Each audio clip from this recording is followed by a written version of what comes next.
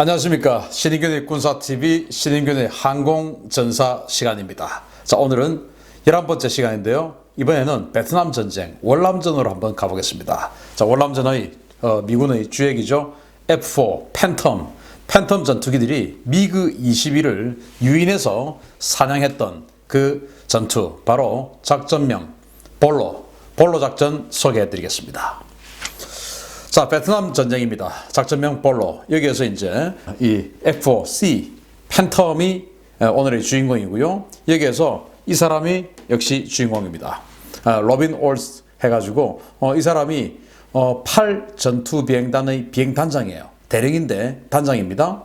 이 사람이 오늘 이야기의 주인공이고 이 사람이 이 작전 계획을 입안하고 기획하고 해서 이 자신들을 괴롭혔던 이 미그 21 베트남 북베트남의 주력 전투기죠.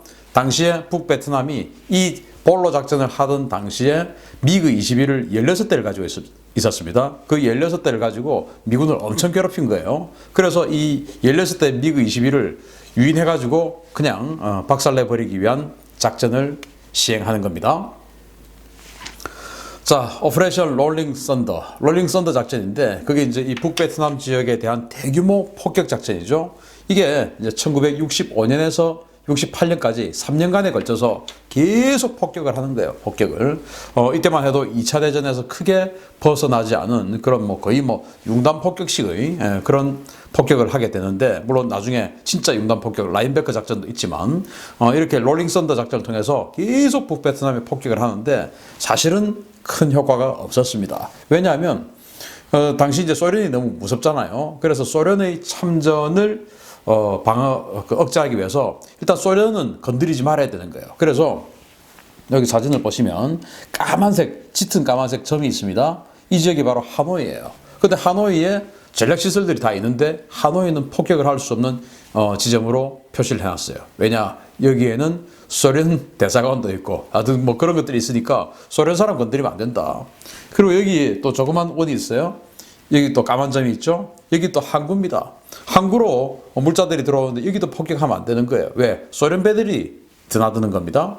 그리고 이제 조금 옅은 색이 있죠. 여기는 이제 허가받아야 폭격할 수 있는, 상부의 더 지침을 받고 여기 좀 폭격해야 되겠다. 이렇게 해야 폭격할 수 있는 지역이 되어 있고요.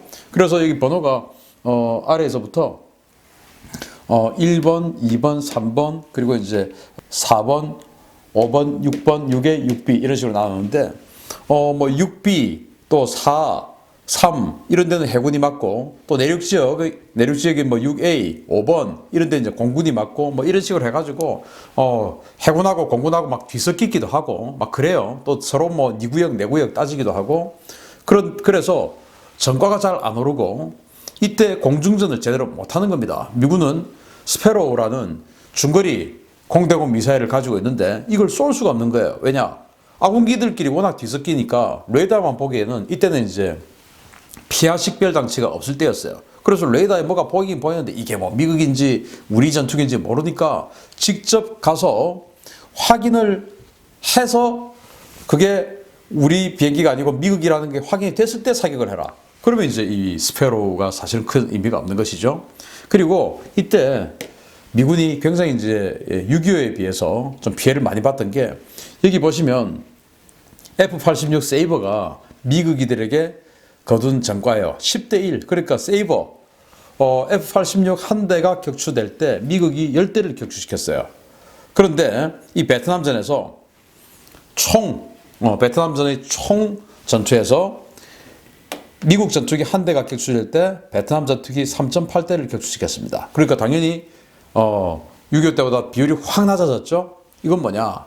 피해를 많이 봤다라는 겁니다. 어떻게 피해를 봤냐? 바로 이제 이런 여러 가지 교전 수칙, 눈으로 보고 쏴라, 이제 이런 것들, 그리고 베트남의 기습전 이런 거. 그리고 초창기에는 이제 팬텀기는 기총도 없고 그래서 무조건 미사일을 쏴야 되는데 이제 어떤 그런 제한전 이런 게 있었어요. 그리고 폭격도 제대로 성공을 못했습니다. 왜 못했냐? 미국이들이 방해를 하는 겁니다. 어떻게 방해하냐?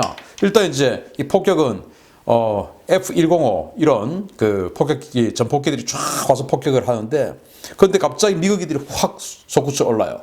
그러면 이 폭격을 하러 오던 전폭기들이 미국이들하고 싸우려고 하면은 이 폭탄을 다 달고 있으면 이게 이제 그 무거워서 뒤뚱뒤뚱 공중 기동이 잘 안 되니까 일단 미국이들이 나타났다 그러면 이제 폭탄을 떨구어서 없애버리고 공중전 준비에 돌입을 하든지 아니면 도망을 가든지 이제 이렇게 되는 것이죠. 그러니까 미국이들 입장에서는 자신들이 진짜로 폭격을 받으면 안 되는 전략 지역 이런 것들을 이제 방어하면 되는 것이죠. 그래서 미국이들이 확 나타나서 자기네들의 모습만 보여주면 미군 전폭기들이 폭탄을 떨어뜨려 버리고 도망을 간다. 아니면 도망 안 가면은 싸워서 F-105 이런 거는 이길 자신이 있다. 그렇게 해서 격추시켜 버리고 뭐 이런 식으로 해가지고 폭격 효율도 떨어지고 그리고 전투 손실도 발생하고 이런 거였어요. 자, 이런 상황에서 코수염 카리스마 바로 로빈 올스 대령이 울프팩 이땐 울프팩이 아니었어요. 8전투 비행 단장에 취임을 합니다. 자, 이 사람은 아주 이제 좀 독특한 사람인데 이 비행기 조종을 너무 하고 싶은 거예요. 그래서 승진을 해가지고 별을 달면 비행기 조종을 못하니까 일부러 승진 안 하기 위해서 노력을 합니다. 그렇게 해서 결국 계속 대령에 머물러 있도록 노력을 합니다. 왜? 비행기를 몰고 싶어가지고. 그래가지고 이제 당시 이 사람은 2차 대전에서 두 번의 이 전쟁 캠페인을 합니다. 원래 한 번 이렇게 한 바퀴 투어 한 번 하면 이제 본국에 들어가서 전쟁 이제는 더 이상 안 하는데 이 사람은 2차 대전 때 두 번이나 전쟁을 투어를 돌아가지고 그때 이미 상당한 격추 기록을 올리고 이미 에이스의 반열에 있었던 사람이에요. 그런데 이제 이 월남전 때 대령이 되어가지고 다시 참전을 한 거고 6.25 때는 참전 못했어요. 이제 유럽에 장교로 가 있어가지고 6.25 때는 참전 못했고 월남전 때 이제 참전을 한 겁니다. 그 대령이 됐어요. 8 비행단장이 단장이 됐습니다. 그래가지고 여기 와가지고 이렇게 딱 와서 이야기합니다. 부임 직후에 첫 조종사 소집 딱 모아가지고 야, 내가 기관들의 새 보스다. 기관들은 나보다 훨씬 더 많은 것을 알고 있을 것이다. 따라서 자네들에게 배우기 위해 내가 여기 있는 것이다. 앞으로 몇 주간 내가 직접 여러분의 윙맨이 되고 여러분이 나를 가르치게 될 것이다. 똑바로 제대로 가르칠 수 있도록 그러면서 빨리빨리 가르치는 게 좋을 거다. 왜냐하면 내가 그린3로 충분한 자격을 갖췄다는 생각이 들기 전까지 호출무호 그린 16으로 비행에 나설 거니까. 알았어? 그리고 나서 그린 리드의 자격을 갖췄다고 판단되기 전까지 다시 계속 그린 3로 여러분과 비행에 나설 것이다. 내가 그린 리더가 되면 그 다음에는 미션 커맨더가 될 때까지 여러분이 나와 함께 계속 비행해야 할 것이다. 자, 제군들이 나보다 많이 알고 있으므로 지금은 제군들이 나보다 앞서 있는 상태다. 이런 상태라면 나는 언제나 기관들의 말을 경청하고 배우며 함께 지내는데 아무 문제가 없을 것이다. 하지만 조만간 여기 있는 모든 제군들보다 내가 더 모든 것에 능통한 시점이 오게 될 것이다. 그리 되거든 각오해라 라고 합니다. 이건 뭐냐? 자신감 있다. 내가 비록 나이는 많고 지금 대령이지만 니들 20대 후반 30대 초반 니들보다 훨씬 내가 잘한다. 그렇지만 나는 지금 막내로 그린 16이 호출부 이제 그 대대의 막내에게 주는 그런 번호예요. 그러니까 이제 대대장이 그린 리드 1번, 2번, 3번 쭉 해서 16번까지 막내까지 가는데 내가 막내 호출부 할게. 나는 대령이지만 너희 중위, 대위, 소령 니들보다 나는 막내의 호출부 불러라. 그 대신 나는 빨리 따라잡아서 니들 따라잡을 거야. 그렇게 되면 니들 이제 그때 죽는 줄 알아. 그러니까 니들 나한테 안 따라잡히게 연락해. 연습해. 알았어? 이제 이런 거예요. 그래가지고 이제 이 사람이 당시 태국 우봉 공군기지를 주둔지로 하는 울프팩, 그러니까 제8 전투비행 단장이 됐고, 이 사람은 사실은 뭐 전임 단장은 총 10번만 비행을 한 사람이에요. 그런데 이 사람은 직접 훈련 같이 하면서 동료 의식을 고취하고 그리고 전술 능력을 강화시켰습니다. 여기 있는 너희 모두가 합쳐도 나에게 전투 비행 능력 상대도 안 된다. 라고 이제 이야기하면서 완전히 그래서 이때 당시 이제 부하들이 진짜 너무 저 자신감 쩔고 있는데 참 꼴 보기 싫다 이제 이런 생각도 했는데 실력을 인정받는 겁니다. 그러면서 나중에는 이제 동료로서 또 인정을 받게 되는 것이죠. 이런 이제 솔선수범 리더십을 가지고 있는 사람이었어요. 자, 그래가지고 이 사람은 자기가 기량을 연마하는데 그치지 않고 우수한 참모진들을 모집합니다. 그래서 당시 공군에서 저 사람 좀 한다, 저 사람 좀 능력 있다 하는 사람들 영입을 합니다. 그래서 부단장으로 다니엘 체퍼 제임스라고 하는 이 사람을 영입을 하고요. 작전 장교로 또 존 제이비 스톤 이런 사람을 영입을 합니다. 이 사람들은 다니엘 체피 제임스 그리고 존 제이비 스톤 이 사람은 풍부한 전투 경험 그리고 작전 수행 능력을 갖춘 유능한 장교들입니다. 그래서 부대 작전 과장 그리고 준경 간부 이렇게 보강을 해가지고 작전 능력을 일신을 했습니다. 당시에는 미군 교전 규칙 이런 것들이 근접 격투전, 더그 파이팅을 금기시켰어요. 심지어 기총 소사, 로켓 사격, 폭탄 투하 이런 것도 소홀히 여길 정도였어요. 딱 이제 BVR, 중거리 공중전 이런 거 하라. 핵전쟁, 최신 무기의 시대적 흐름에 이런 것들을 불필요한 것으로 치부되던 그런 시점이었다라고 로빈 올스가 나중에 회고했습니다. 자기는 그래서 안 된다. 근접 공중전 연습해야 돼 해가지고 이렇게 2차 대전 때 더그 파이팅 했던 이런 전술들을 계속 비행단 조종사들에게 훈련을 시킵니다. 그러면서 나보다 못하는 놈 각오해. 이제 이런 식으로 하면서 계속 이런 더그 파이팅 전술을 훈련을 시킵니다. 자, 이런 상황에서 이 올스 대령이 작전을 하나 구상합니다. 자, 저 미국이들 저거를 좀 지금 16대 했는데 저거 다 때리 부술 수 없을까? 저거 좀 꼬드겨 내가지고 확 한 방에 그냥 다 제압하자. 라고 해가지고 아이디어를 만듭니다. 어떻게 하냐? 우리 팬텀들을 대규모 보내면서 F-105인 것처럼 속이자. 그러면은 저 미국이들이 미국 21들이 F-105인 줄 알고 F-105가 폭격하러 오는 줄 알고 대규모로 몰려들어가지고 다시 여격을 하고 어떤 경우에는 이제 공중전을 벌이려고 올 거야. 그러면은 그때 우리는 F-105인 척 했던 우리가 그냥 얘들을 미국이들을 다 잡아버리는 거야. 이런 계획을 세우고 7공군 사령관에게 이야기를 합니다. 그래서 7공군 사령관이 처음에 이제 태평양 사령관에게 이야기를 했어요. 그 태평양 공군 사령관이 뭐 들은 채도 하지 않았으니까. 그래서 다시 이제 7공군 사령관에게 또 이야기를 합니다. 사령관님, 이제 3스타 아닙니까? 자기는 대령이고 이렇게 해서 좀 할 테니까 좀 승낙 좀 해주세요. 그래서 7공군 사령관이 딱 듣고 있다가 괜찮네, 해봐. 그러면은 작전명은 말이야 볼로로 해. 볼로. 볼로는 뭐냐? 이제 필리핀에 있는 이런 그 칼이에요. 이제 원시 그 열대우림 이런 데 가서 이제 나무 가지 착착 치는 마테체 같은 이런 칼. 그래서 언뜻 보기에는 강해 보이지 않은데 실제로 사용하면 아주 강한 그런. 그래서 이제 속임수 쓴다 이제 이런 말이죠. 그래서 은밀한 복수의 칼끝 미국이를 향하다라고 해서 이제 작전을 세우는데 이때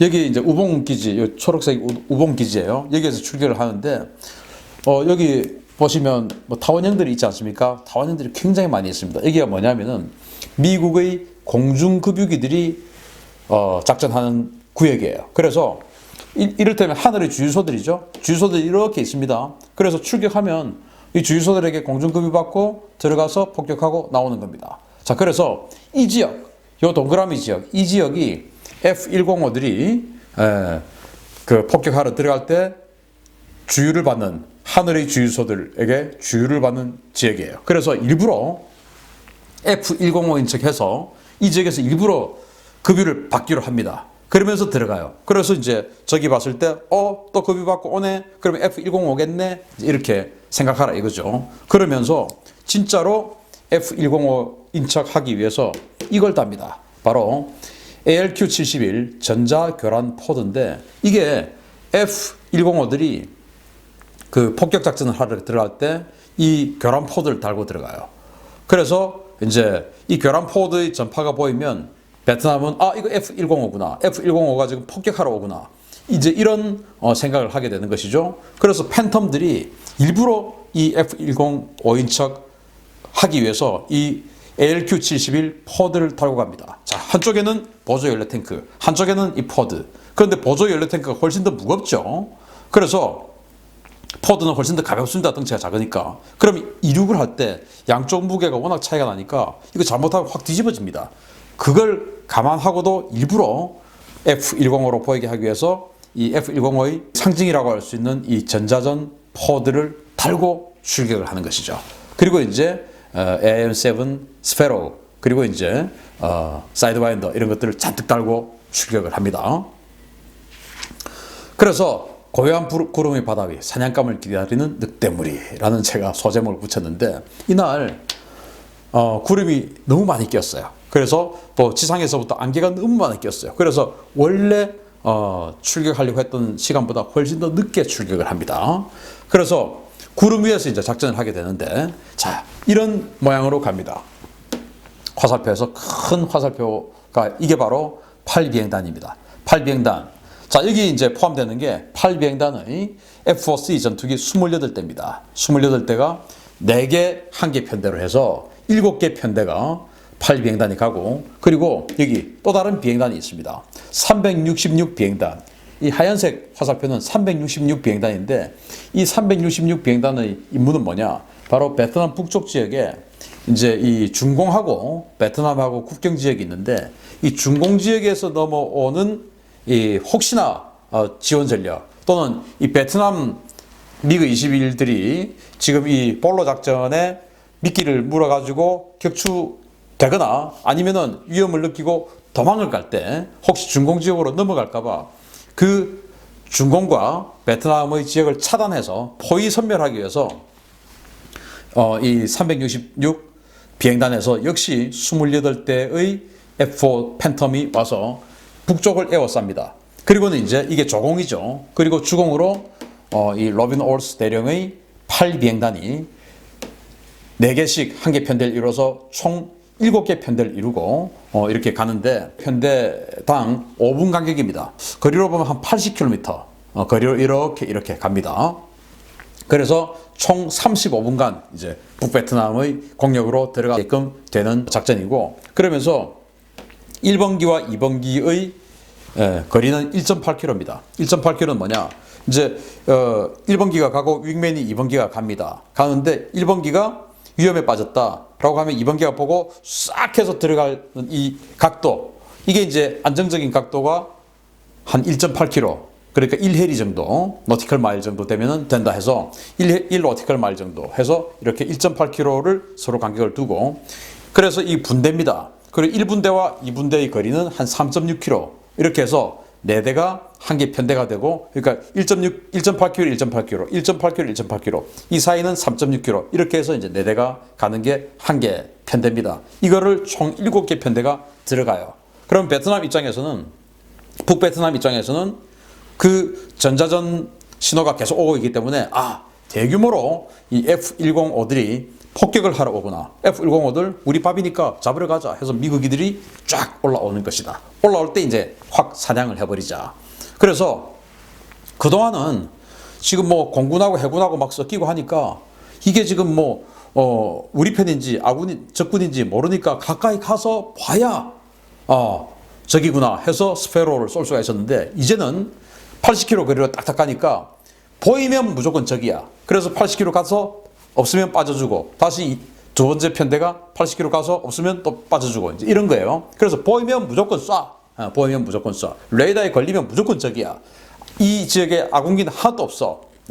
이렇게 하는 겁니다. 스페로의 장점을 최대한 살리기 위해서 딱 가서 80km 거리, 80km. 먼저 가서 저기 올라오면 여기서 전투해주고 빠지고, 또 다음에 또 뭔가가 보이면, 레이더에 보이면 이거 적이야, 무조건 적이야, 또 쏘고 빠지고, 이제 이런 식으로 작전을 구상하고 갑니다. 그러면서 조기 경보기 하나가 이제 총 지휘를 하고요. 뭐 지휘도 아닙니다. 이때는 아주 초보적인 그냥 공중지휘가 아니라 그냥 관제예요, 관제.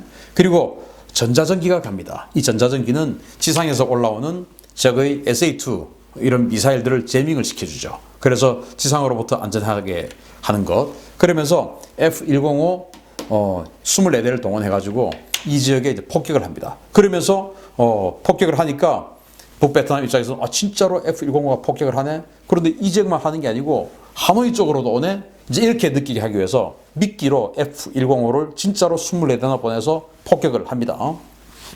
그리고 이 조기 경보기와 전자전기를 호위하기 위해서 F-104 과부제적이죠. 이 F-104가 16대가 이제 호위를 합니다. 이렇게 해서 지원 세력이 있고, 팬텀 8 전투비행단에서 나온 팬텀 28대, 그리고 366 비행단에서 왔던 팬텀 28대는 포위선멸, 조공, 이런 식으로 해서 총 56대, 그리고 이 지원 세력까지 하면 90대 이상의 항공기를 동원해서 작전 볼로를 시작합니다. 자, 이렇게 해서 이제 이 로빈 올스 대령이 직접 제1편대의 편대장이 됩니다. 그리고 아까 보여드렸던 그 채피 부단장이죠. 그 사람이 이제 포드라고 하는 호출명을 가지고 있고 그 사람이 2편대의 또 편대장이 됩니다. 그리고 아까 작전과장 있지 않습니까? 그 사람은 3편대의 편대장이 됩니다. 이렇게 해서 이제 7개 편대의 총 1번 편대 편대장으로서 이 비행단장이 직접 몰고 가는 거예요. 자, 이렇게 갔는데 당시 이제 이 구름이 너무 많이 끼어 있어요. 근데 구름 위에서 작전을 하니까 지금 이렇게 보시면 완전히 구름이니까 밑이 하얘요. 근데 여기서 전투기가 싹 올라오면은 까만 점으로 해가지고 너무너무 잘 보인답니다. 이런 날은.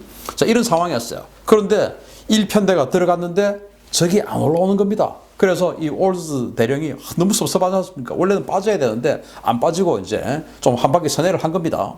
선회하는데 뒤에서 북베트남의 미그 21이 올라온 겁니다. 그래서 선회를 해서 이제 돌아오는 거예요.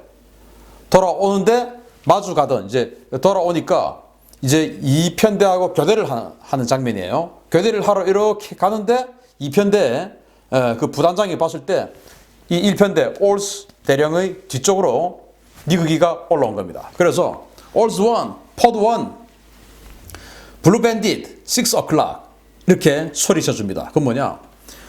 올스 대령님, 나 포드인데요. 지금 당신 뒤에 미그 21이 떴어요. 6시 방향에. 그러니까 6시 방향 바로 뒤에 아닙니까? 그래서 빨리 브레이크 해라. 회피 기동해라. 이런 무전을 날려주죠. 그래서 이 블루 밴딧이 미그 21을 상징하는 단어예요. 그리고 이제 미그 17, 미그 19 이거는 이제 레드 밴딧 이렇게 이야기해서 그래서 블루 밴딧 그러면 이제 미그 21이다. 이런 겁니다. 그래서 미그 21이 떴어요. 6시 방향. 당신 뒤에 빨리 브레이크 하세요. 그래서 올스 대령의 편대가 급하게 좌측으로 선회를 합니다. 그런데 이 미그 21이 올라왔다가 다시 구름 속으로 사라져요. 왜?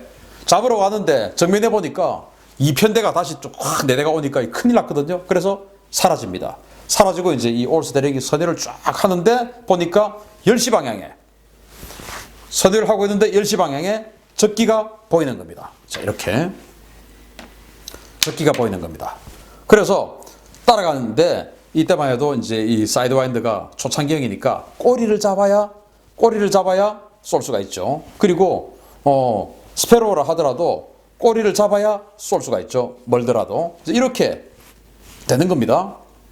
스페로도 이 각도가 한정이 되어 있으니까 뭔가 각도를 좁혀야 되니까 이렇게 가는데 안 되는 거예요. 그래서 이 올스 대령이 배럴로를 덥니다.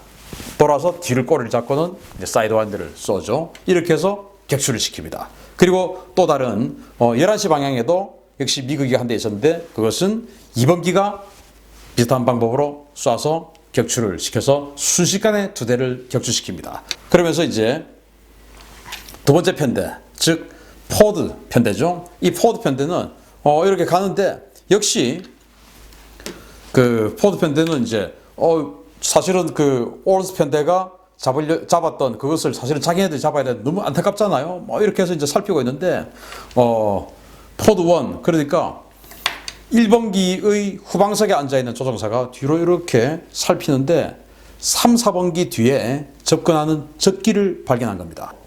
1번기 무장사가 뒤를 보니까 3, 4번기 뒤에 붙었어요. 미그기가. 그래서 3, 4번기에게 신속하게 빨리 피해라, 브레이크 해라 라고 알려주고 3, 4번기는 오른쪽으로 확 꺾고 1, 2번기는 왼쪽으로 확 꺾습니다. 꺾는데 그러면 당연히 3, 4번기 꼬리를 잡았던 이놈이 당연히 이쪽으로 가야 되는데 알 수 없는 이유로 이쪽으로 온 겁니다. 그래서 어느 순간 이 포드 1하고 평행하는 비행을 하게 된 거예요. 그걸 보면은 거의 별하고 이런 것까지 다 보일 정도로 평행 비행을 하게 된 겁니다. 그때 갑자기 당황하다가 1번기 이 포드 1이 또 다시 배럴로를 돕니다. 배럴로를 돌아서 뒤에 꼬리를 잡고는 배럴로를 돌면은 같이 가다가 배럴로를 돌면 이렇게 돼버리죠. 그래서 꼬리를 잡고는 뒤에서 미사일을 쏴버립니다. 그리고 이제 격추를 시키죠. 그래서 2번 편대는 한 대 격추하고 또 빠집니다. 이제 3번 편대가 옵니다. 작전과장이죠.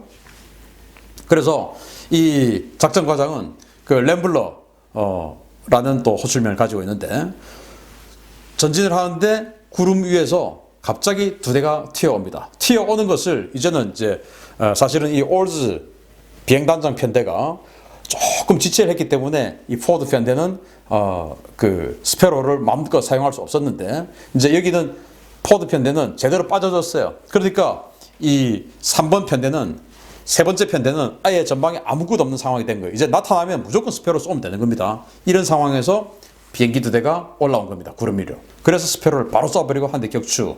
그리고 또 다른 두 번째는 2번기가 또 격추. 이렇게 해서 바로바로 이제 그래서 작전대로 실제로 이루어진 것은 바로 이거죠. 3번 편대. 그렇게 해서 바로 격추. 그리고 역시 1, 2번기를 다시 밑에서 구름을 뚫고 올라와서 1, 2번기의 꼬리를 잡았던 미국기가 또 발생을 한 겁니다. 이거는 이제 4번기가 바로 또 스페로를 쏴서 격추. 이렇게 해서 순식간에 이 세 번째 편대도 세 대의 미그 21을 격추시켜버린 겁니다. 그래서 총 첫 번째 올즈 편대가 제가 방금 두 개만 말씀드렸는데 실제로는 세 대를 격추시켰고 포드 편대가 한 대. 그래서 네 대가 됐죠. 그리고 이 램블러 편대가 또 세 대 해서 총 7대의 미그 21을 이날 격추를 시킨 거예요. 그런데 북베트남이 가지고 있던 미그 21은 이때 16대였어요. 그 중에서 뭐 거의 한 40%를 그냥 이날 없애버린 거죠. 자, 작전이 이제 대성공을 한 것이죠. 그래서 오퍼레이션 볼로 작전 대성공으로 울프팩으로 불리게 된 겁니다. 자, 원래 여기 마크가 늑대 마크인데 이제 울프팩, 그러니까 늑대떼다, 늑대울이다, 늑대들의 물이다, 이제 이렇게 울프팩으로 불리고, 그래서 단장은 이제 이때부터 울프로 불리게 됐습니다. 울프로. 그래서 단장은 울프, 그리고 뭐 부단장 울프1, 이제 이런 식으로 부르게 되었고요. 그래서 이때는 그 태국의 우봉 기지에 주둔을 했지만 베트남 전쟁이 끝나고 그 주둔지를 한국으로 옮겼죠. 한국으로 옮겨서 군산 기지에 이 8 전투 비행단이 이제 주둔을 하는데, 그래서 지금 군산 기지에 있는 이 8전비 꼬리 달개를 보면 WP라고 적어놨습니다. 울프팩이죠. 그래서 원래는 그냥 울프였는데 이 오퍼레이션 볼로의 대성공으로 인해서 울프팩이 됐습니다. 그래서 이 올즈 대령은 베트남전에 총 4기를 격추시켰고 2차 대전하고 합하면 총 17대의 적기를 격추시킨 그런 에이스입니다. 그러면서 전쟁을 총 3번이나 참가를 한 디플 에이스로 등극을 했고요. 자, 그러면서 이제 북베트남 공군은 이제 큰 피해를 당했죠. 16대밖에 없는 미그 21 중에서 이날 7대를 잃어버렸으니까. 그래서 이제 7공군은 자신감을 얻었죠. 그래가지고 이제 북베트남을 더 이 미그 21을 박살을 내야 되겠다. 이래가지고 이제 작전을 하는데 정찰기로 위장을 합니다. RF4. 우리나라도 지금 RF4 운영을 했지 않습니까? 정찰기죠. 그래서 저기 봤을 때 한 대로 보이게끔 만듭니다. 그런데 실제로는 4대입니다. 4대가 딱 붙어서 비행을 하니까 베트남이 보기에 이거 한 대의 팬텀이 오니까 이거는 RF4네. 이거 아직 RF4 이거는 뭐 껌이지, 잡자 해서 쏴 왔는데 알고 보니까 4대가 쫙 흩어져 가지고 잡고, 이런 식으로 해가지고 미그 21이 북베트남의 미그 21 추가 손실, 그래서 거의 이 며칠간 경멸이 돼버린 이런 상황이었어요. 그래서 이런 거, 그래서 이 올즈 대령의 교훈은 계급 고하를 막론하고 현장에서 함께하면서 실력으로 존경과 인정을 이끌어낸 로빈 올즈 대령입니다. 이렇게 해서 군산에 있는 제8 전투비행단 울프팩이라는 이름을 이때 얻게 되었고, 이 비행단은 월남전 이후에 대한민국으로 옮겨서 지금까지 대한민국을 정말 든든히 지켜주고 있는 그런 전투비행단입니다. 작전명 볼로 말씀드렸습니다. 감사합니다.